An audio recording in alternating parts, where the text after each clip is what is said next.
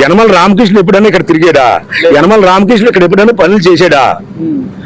ఆ తర్వాత ఆయన బ్యాట్ యనమల కృష్ణ గారికి చుట్టుకుంది, యనమల తమ్ముడికి చుట్టుకుంది.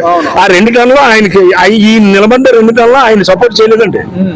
ఇక్కడికి వచ్చి తిరగలేదు యనమల రామకృష్ణ గారు, అతను సపోర్ట్ చేయలేదు. 2 టన్నులు ఓడిపోయాడు. ఇప్పుడు ఆయనే చెప్పారు కదా, 4 పదాలు వాళ్ళ ఇంట్లో ఉండాలి కానీ 2 టన్నులు ఓడిపోయిన రాయి చెప్తే నాకు ఎవరా అన్న, నాకు ఎత్తలేదు. 4 మా ఇంట్లోనే ఉండాలా, మా అమ్మాయి కొట్టు ఉండాలా, మా అల్లుడి కొట్టు ఉండాలా, మా అయ్యాన్ని కొట్టు ఉండాలా, నాకు ఎమ్మెల్సీ ఉండాలా. దివ్య గారికి మెజారిటీ ఎక్కువ వస్తుంది అంటారు. ఎక్కడి నుంచి వస్తుందండి? దేనికి వస్తుంది? ఇంతమంది డెవలప్మెంట్ చేసేయడం వస్తుందా, లేకపోతే కృష్ణ గారు వాళ్ళ తరపున పోరాడుతున్నారని వస్తుందా?